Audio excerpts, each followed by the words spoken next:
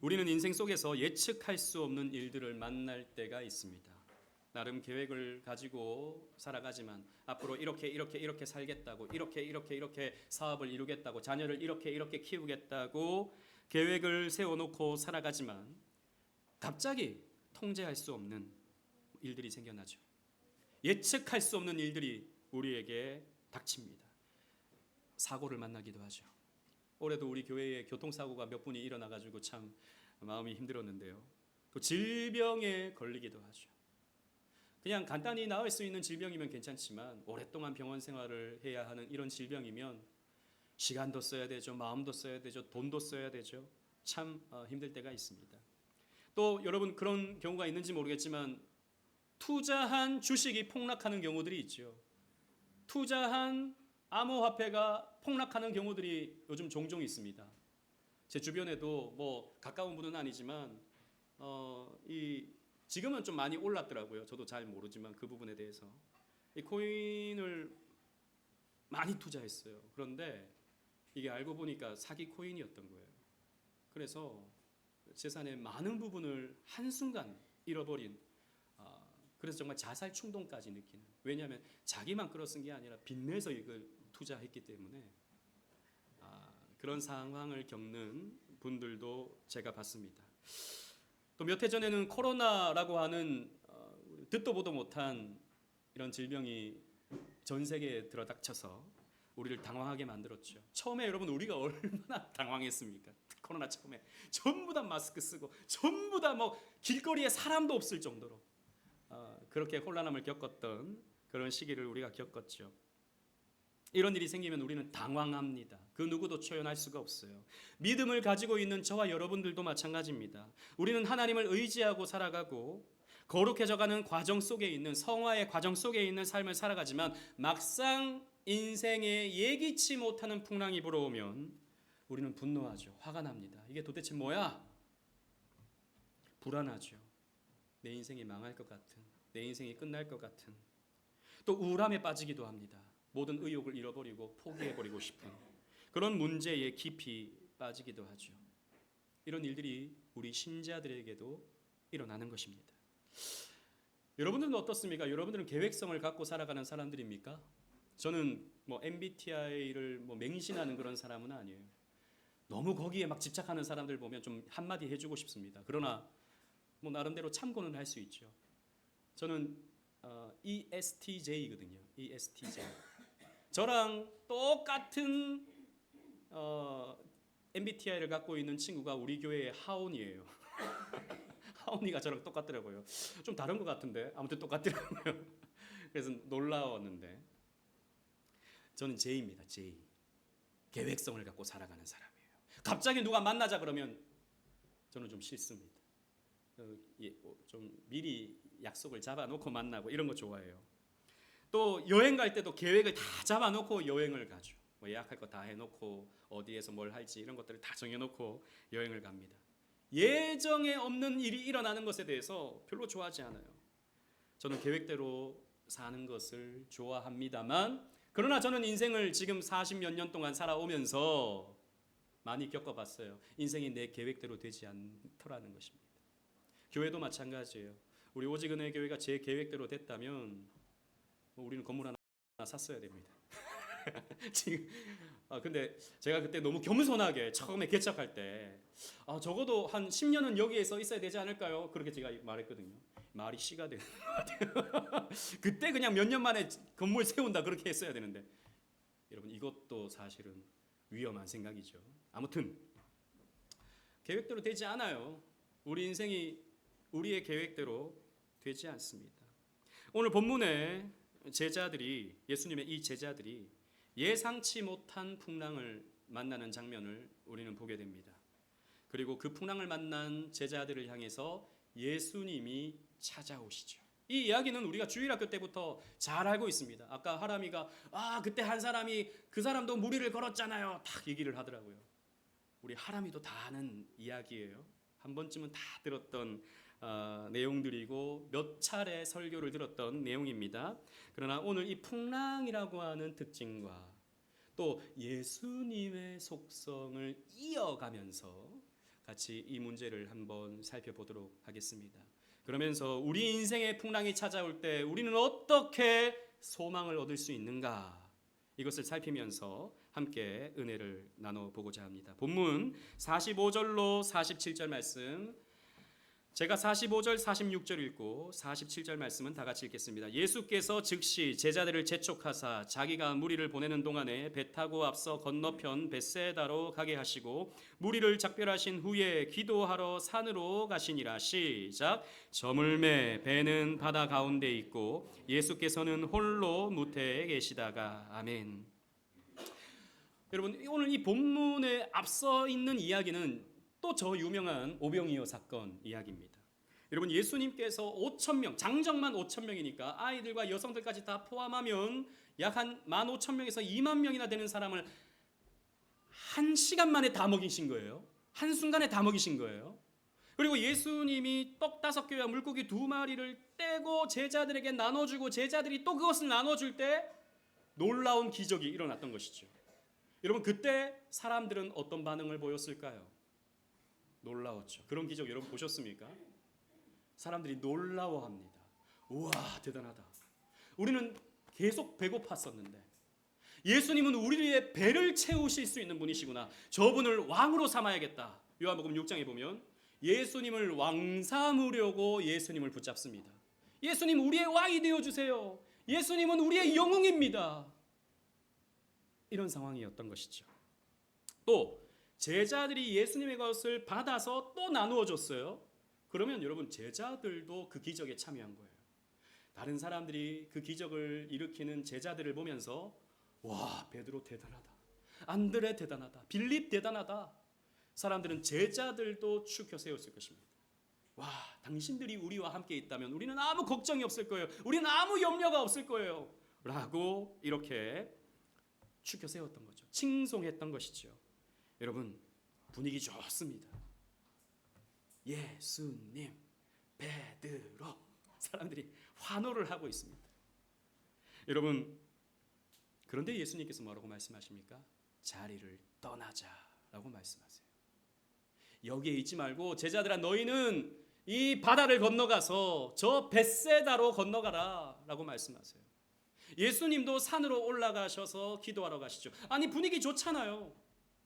그들에게 어떤 지도자가 되어주고 또 그들에게 존경받고 사랑받고 살게 된다면 너무 좋은 것 아닙니까? 그런데 예수님은요, 그곳을 떠나자라고 말씀하십니다. 제자들은 분명 아쉬웠을 거예요. 아쉽죠. 인기를 얻었는데, 환호를 받았는데 거기를 떠난다? 그 사람들의 환호를 이제 벗어난다? 이건 여러분 쉬운 일은 아닙니다. 예수님의 명령에 제자들은 아쉬웠겠지만 순종했습니다. 그리고 날이 저물죠. 밤이 찾아왔습니다. 언제나 성경에서 밤이라고 하는 이 표현은 상징적이죠. 뭔가 부정적인 문제가 생기는 것에 어떤 은유가 되는 것입니다. 제자들에게 어둠이, 풍랑이 들이닥친 것이죠. 48절 말씀 보십시오. 다 같이 읽겠습니다. 48절 시작. 바람이 거스름으로 제자들이 힘겹게 노젓는 것을 보시고 밤 4경쯤에 바다 위로 걸어서 그들에게 오사 지나가려고 하시매. 아멘. 여기 바람이 거슬렀다라고 하는 말은 바람이 휘몰아쳤다라는 말이에요. 근데 이것이 그냥 맞바람이 치는 그 정도가 아니라 광풍이 몰아쳤다라고 하는 표현입니다. 우리 성경 번역은 조금 약합니다. 광풍이 몰아친 거예요. 배가 뒤집힐 지경이 된 것입니다. 그래서 제자들은 살려고 힘겹게 노를 젓고 있었습니다. 바람에 따라서 이렇게 노를 저어보려고 하는데 배가 뒤집힐 지경이 된 것이지요. 여기서 우리가 기억해야 할 두 가지의 진리가 있습니다. 첫 번째는 뭐냐? 인생의 풍랑은 인과응보로 예측될 수 없다라는 거예요. 여러분, 인과응보가 뭐죠? 한 대로 받는 것이 인과응보입니다. 이걸 우리는 보통 인과론이라고 하죠. 원인이 있으면 결과가 있는 것입니다. 좋은 것을 투입했으면 좋은 것이 나오는 거죠. 나쁜 것을 투입하면 나쁜 것이 나오죠. 이게 인과론입니다. 인과응보죠. 우리 인생에 있어서. 그래서 어떤 사람이 벌을 받으면 인과응보야, 우리 이렇게 말합니다. 그런데 여러분 보십시오. 제자들은 순종했습니다. 거기를 떠나고 싶지 않았어요. 그 환호를 유지하고 싶었습니다. 그런데 예수님의 명령에 순종했더니 무엇을 만납니까? 풍랑을 만나는 거예요. 여러분, 이것이요 참 아이러니입니다. 우리 신앙에 있어서 아이러니입니다. 꼭 우리가 순종하려고 하잖아요. 하나님 말씀에 더 가까이 가려고 하잖아요. 하나님의 진리를 삶 속에서 실천하려고 하잖아요.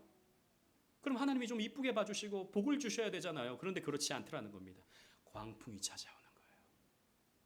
반대로 주일날 교회 오지 않고 놀러 다니고 맛있는 거 먹으러 다니고 그저 세상의 어떤 성공과 세상의 어떤 즐거움을 쫓아 살아가는 사람들은 돈을 벌죠.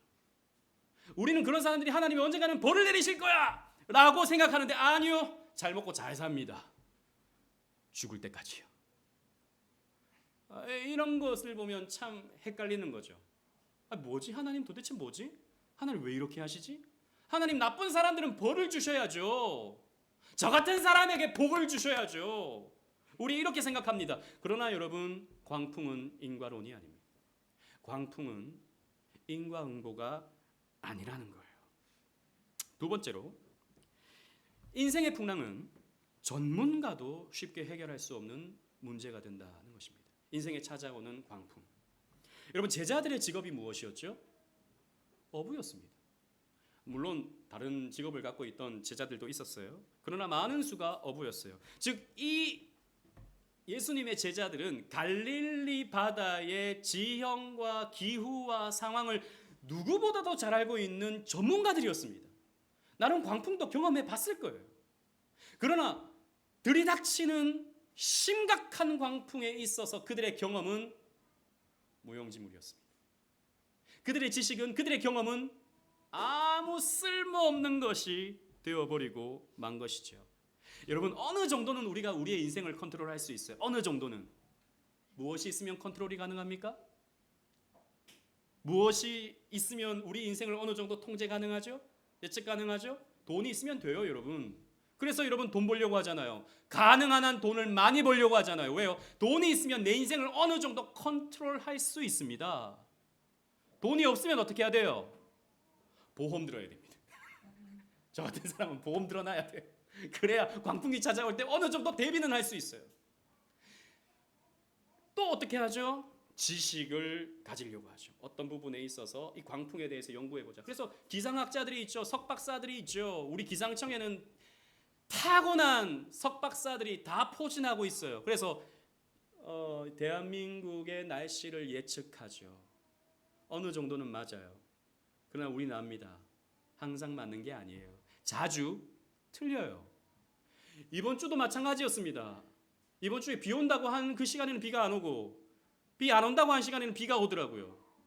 제가 나름 그래도 하루는 캠핑을 가려고 이렇게 했었는데 그 캠핑이 아니라 글램핑장에 가서 고기 구워 먹으려고 집에만 있을 수 없잖아요. 그래가지고 갔는데 비 안 온다 그랬는데 하루 종일 비가 오더라고요. 석박사들이 도대체 뭐 하는 겁니까? 그렇게 공부한 게 도대체 무슨 결과를 나타내는 겁니까? 아니요. 그거 아무리 석박사를 하더라도 박사를 3개 땄다 할지라도 예측할 수 없는 부분이 분명히 있는 거예요. 여러분, 돈이요, 경험이요, 지식이요, 어느 정도 나를 보호해 줄 수 있지만 광풍이 몰아치잖아요. 아무것도 할 수 없습니다. 예를 들자면 제가 있고 유능한 외과 의사가 있다고 칩시다. 외과 의사. 만약에 우리 교회 성도님 중에 한 분이 갑자기 복통이 일어나서 맹장이 터졌다고 생각해 보십시다. 저는 뭘 할 수 있습니까? 아무것도 못해요. 그 상황에서 기도 정도는 할 수 있겠죠.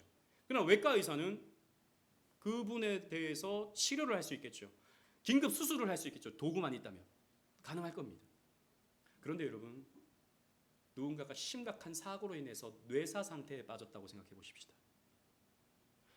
저는 마찬가지로 할 수 있는 게 없어요. 기도밖에 할 수는 없죠. 외과 의사는요, 아무것도 못합니다. 그 의술이 뇌사라고 하는 심각한 문제 앞에서는 의사나 저나 똑같습니다. 그렇잖아요. 어느 정도 내 인생은 내가 컨트롤할 수 있는 것 같지만 심각한 광풍 앞에서는 우리는 아무것도 할 수 없는 것이죠. 여러분, 인생의 전문가가 있을 수 있을까요? 인생의 전문가? 여러분, 인생은요, 누구에게나 쉽지 않습니다. 엄마 전문가가 있을 수 있을까요? 엄마 전문가. 나는 지금 애를 셋이나 키웠기 때문에 나는 애 키우는 게 아무 문제가 아니야 라고 말할 수 있는 사람이 있을까요? 없습니다.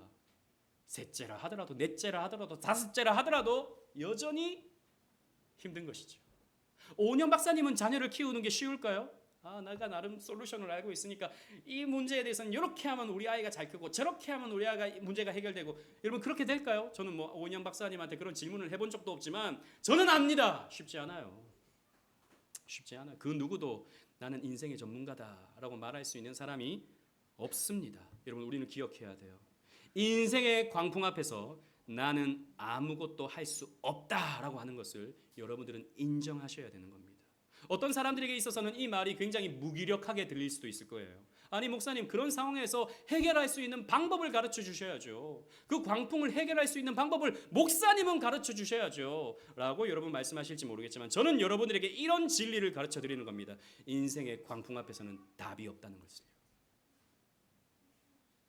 어니스트 베커라고 하는 유명한 작가가 있습니다. 저도 이 책을 직접 읽은 건 아니고 팀 켈러 목사님이 이 책을 읽고 이제 책을 썼는데 그 책에서 인용하는 겁니다.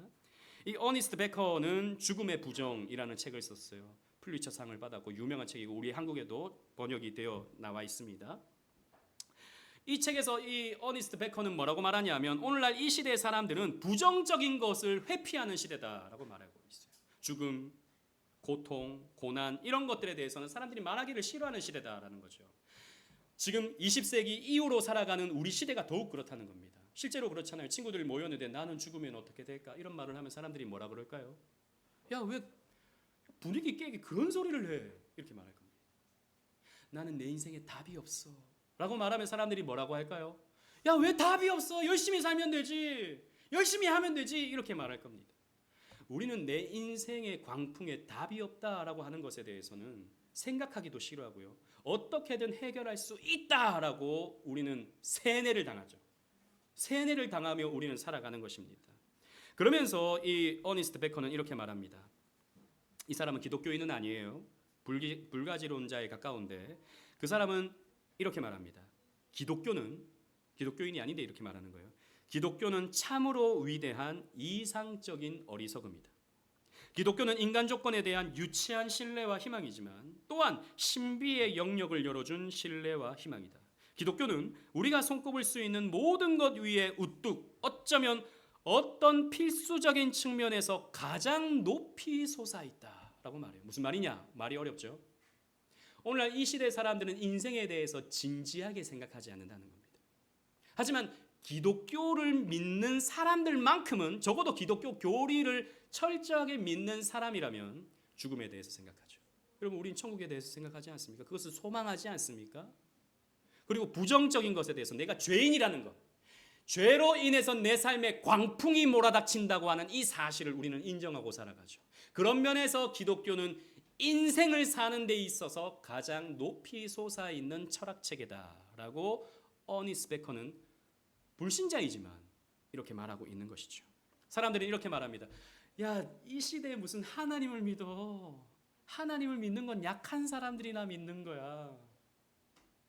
하나님을 믿어. 기독교를 믿는 것은 유약한 사람들이나 믿는 거지. 뭔가 마음에 의지하고 싶은 뭔가가 있는 사람들이나 교회 다니는 거지 라고 말해요. 저는 이 말을 저희 누님한테 들었어요. 저희 첫째 누님이 어릴 때 교회 열심히 다녔는데 나중에 학교에서 대학 다니면서 이런 생각을 갖더라고요. 여러분, 그렇게 생각하는 사람들이 많죠. 유약한 사람이나 기독교인들은 뭔가 의지할 때를 찾는 사람들이나 찾아다니는 곳이라고 생각합니다. 여러분, 그러나 어니스트 베커는 이런 사람들에게 이렇게 말하는 것 같아요. 당신은 인생을 진지하게 보고 있지 않아. 인생이 뭔지 모르고 있군. 당신의 나름 인생을 안다고 생각하는 그 교만은 인생의 풍랑 앞에서 아무것도 할 수 없다라고 하는 것을 깨달을 뿐이야 라고 이 어니스트 베커는 말하는 것이죠. 여러분, 우리는 우리의 인생을 컨트롤할 수 없습니다. 우리 인생의 풍랑은 더욱 통제할 수가 없습니다. 그러면 자, 우리 예수님에 대해서 한번 생각해 보십시다. 지금 오늘 여러분 제가 라임을 나름 맞춘 거에 대지를 보시면 풍랑, 예수님 이렇게 라임을 맞춰서 이렇게 설명하는 겁니다. 예수님도 예측할 수 없는 분이다라는 것을 여러분들에게 말씀드리고 싶은 거예요. 예수님도. 이게 무슨 말입니까? 첫째로 그분의 주권을 우리는 통제할 수 없어요. 그분의 주권을 내가 예측할 수 없어요. 예수님의 하시는 일을 내가 마음대로 좌지우지할 수 없다는 말입니다. 자, 보십시다. 예수님은 왜 기도하러 가셨습니까? 예수님은 왜 자리를 빨리 뜨셨습니까? 사람들이 환호하는데, 그렇게 예수님을 추종하려고 하는 사람들이 이렇게 모여 있는데, 자, 지난주에 이어서 다시 예수님의 인성과 신성을 함께 생각해 보십시다. 지난주에도 우리 이 말씀 나누었죠, 그죠? 예수님은 100% 하나님, 동시에 100% 인간이십니다.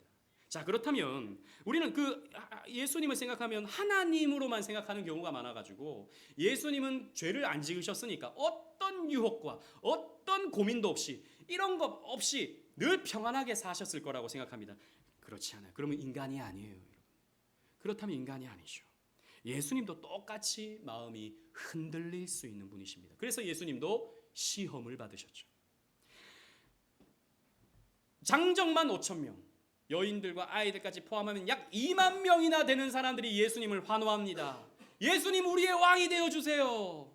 우리는 지금까지 예수님을 기다려왔습니다. 우리를 저 로마에서 건져줄 분은 예수님밖에 없습니다. 라고 이렇게 예수님에게 환호할 때 예수님은 어떤 감정이 드셨을까요? 아무렇지 않으셨을까요? 그렇지 않았을 겁니다.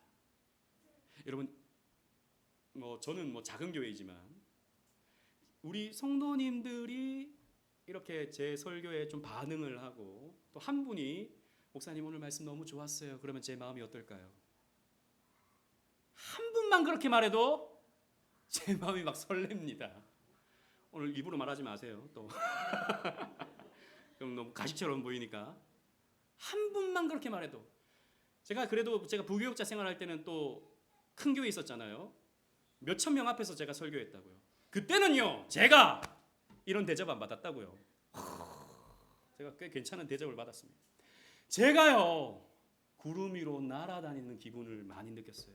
제가 제 자랑을 좀 잠깐 하면요, 제가요, 그때 당시 성경대학원 강사였는데, 그때 대학이 있고 대학원이 있어요. 대학원은 깊게 공부하는 거.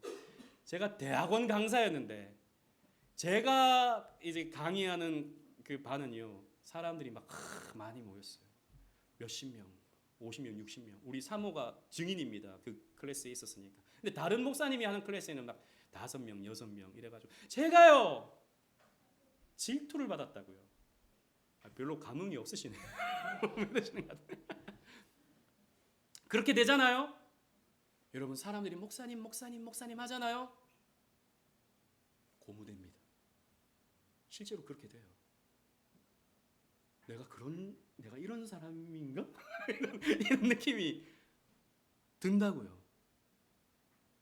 그런데 여러분, 무려 2만 명이나 되는 사람들이 예수님을 환호한다고 생각해 보십시오. 제자들에게 환호한다고 생각해 보십시오. 그런데 예수님은 인기를 얻기 위해 이 땅에 오신 분이 아니시죠. 예수님은요, 사람들의 죄 문제를 해결하시기 위해서 이 땅에 오신 분이셨습니다. 그래서 예수님은 어떻게 하셨습니까? 예수님은요, 그 자리를 도망가신 거예요. 도망가셔서 산으로 가셔서 아버지께 기도하셨습니다. 아버지, 제 마음을 지켜주세요. 아버지의 뜻을 이루는 삶을 살게 해주세요. 라고 예수님은요, 급하게 그 자리를 떠서 기도하러 가신 것이죠. 이것을 통해 우리는 무엇을 알 수 있습니까? 사람의 환호와 사람의 열정으로 예수님을 통제할 수 없다라는 거예요. 무슨 말씀인지 아시겠습니까? 여기에서 우상숭배와 기독교의 차이가 일어납니다. 여기에서 다른 종교와 기독교의 차이가 발생해요. 다른 종교는 어떻습니까? 인간이 신을 감동시킵니다. 1000배를 하고 3000배를 하고 10000배를 하고, 아니면 제가 이번에 저희 누님들이 저희 집에 와서, 제가 조카도 오고 그래서 우리 어디 한번 가볼까? 서울에 오랜만에 올라왔으니까 어디 한번 가볼까? 요즘 핫플레이스가 어디야? 성수동, 거기가 핫플레이스라며 거기 한번 가볼까? 그랬더니 다 가봤대요. 나만 빼고 다 가봤어요. 지방 사람들이 훨씬 더 서울 여기저기 많이 가봤습니다. 저 경복궁 저도 못 가봤거든요. 롯데타워 저는 못 가봤거든요. 저희 가족들은 다 가봤어요. 아무튼 그 말을 하려고 한 게 아니라, 근데 저희 누님이 딱 한마디 하는 거예요. 성수동에 가봤더니 점 보는 곳이 그렇게 많더라는 거예요. 전부 다 타로점, 전부 다 무슨 점. 젊은 사람들이 와가지고 점치는 거예요. 물론 재미로 하겠죠, 재미로. 제 시집갈 해가 언젠가요? 착착착착착 2025년 딱 말해준다는 거죠. 그럼 제가 어떻게 하면 이렇게 사람을 만날 수 있을까요? 착착착착착 동쪽을 바라보세요. 이렇게 몰라요. 제가 안 가봐서 이런 거 잘 모릅니다. 뭐 이렇게 얘기해 준다고 칩시다. 그렇게 하면요, 보통 점쟁이들은 어떻게 하냐?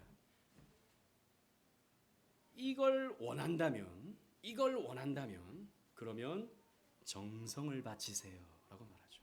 이렇게 되기를 원한다면 정성을 바치세요. 그게 안 되면 어떻게 합니까? 정성이 부족해라고 말하죠. 모든 종교 체계는 정성을 바치는 겁니다. 신에게 정성을 바쳐서 신의 마음을 움직여서 신이 내가 원하는 것을 주게 만드는 것이 종교 체계입니다. 인간이 신을 컨트롤하는 것이죠. 하지만 기독교는 그렇지 않죠. 여러분, 하나님을 우리가 움직이게 할 수 있습니까? 하나님의 보좌를 움직이게 할 수 있습니까? 하나님이 하시지 않는 것을 우리가 할 수 있게 할 수 있습니까? 하나님이 안 하시는 것을 또 말이 꼬였네요. 하나님이 하시는 것을 우리가 막을 수 있습니까? 결코 그럴 수 없습니다. 하나님이 우리를 통제하시죠. 그 차이가 무엇입니까? 우상은 인간이 만들어내죠.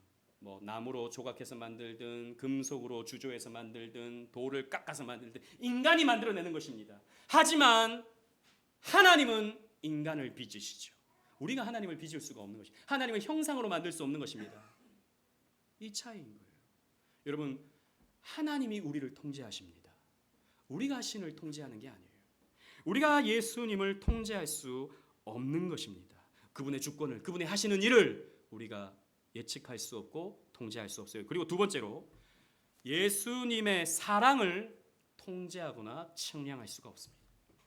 예수님의 사랑을.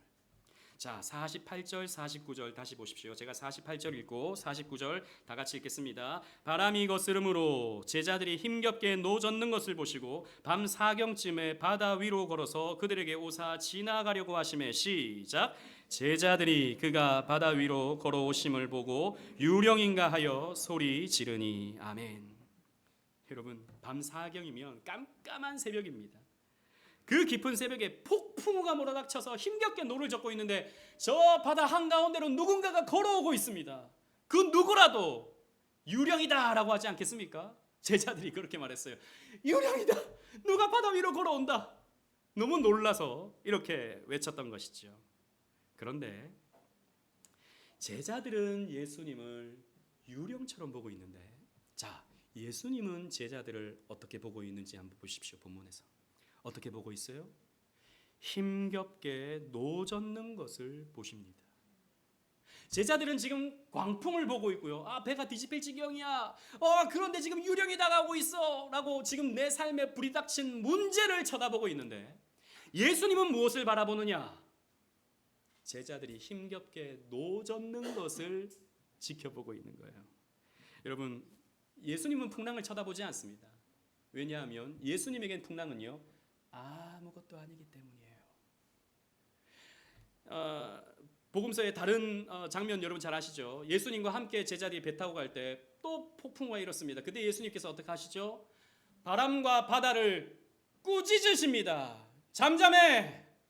그랬더니 잠잠해지죠.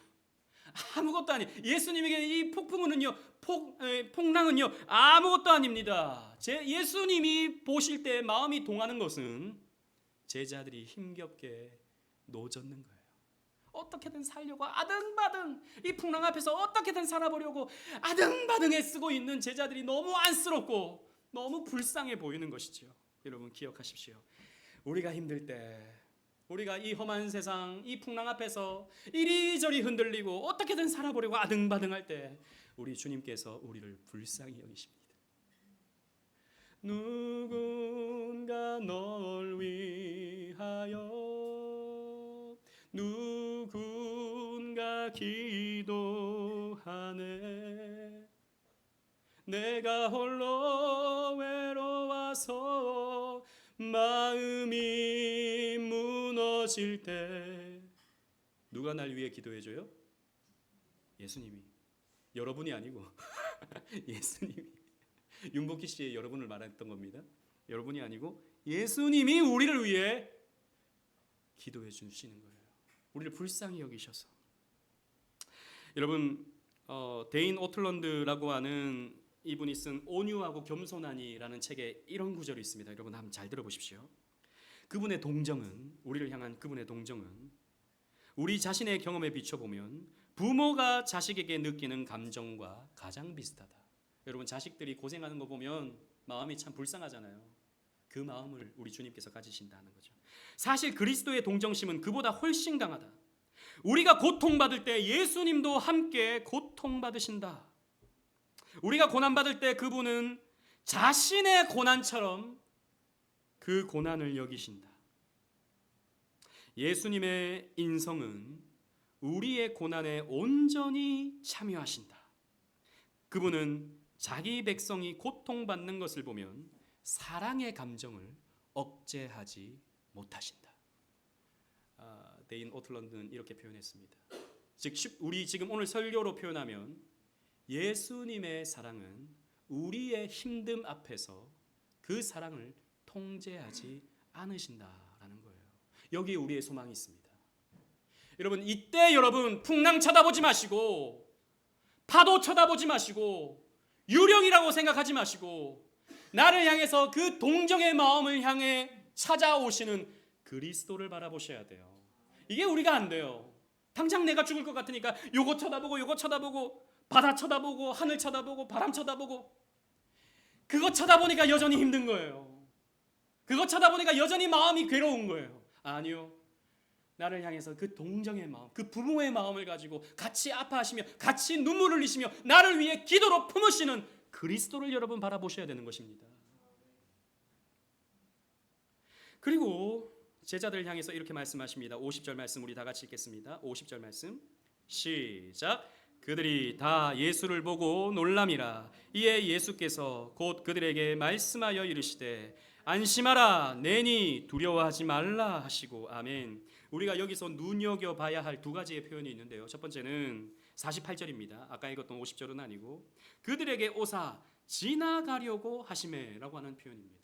아니, 예수님께서 이 풍랑이 이는 바다 위에서 힘겹게 노젓는 제자들을 그냥 지나가려고 하셨다라고 보이는 거죠. 아니, 왜 안 구해주시고 왜 이렇게 모른 척 하시는 것 같지? 라고 생각이 드는데 여러분, 그렇지 않습니다. 여러분들이 구약 성경을 꼼꼼하게 읽었다면 이 표현이 어떤 의미인지 발견할 수 있어요. 우리 이 말씀도 한번 여러 번 살폈었는데요. 출애굽기 33장 19절 말씀 주보에 있습니다. 우리 다 같이 한번 읽어보겠습니다. 시작.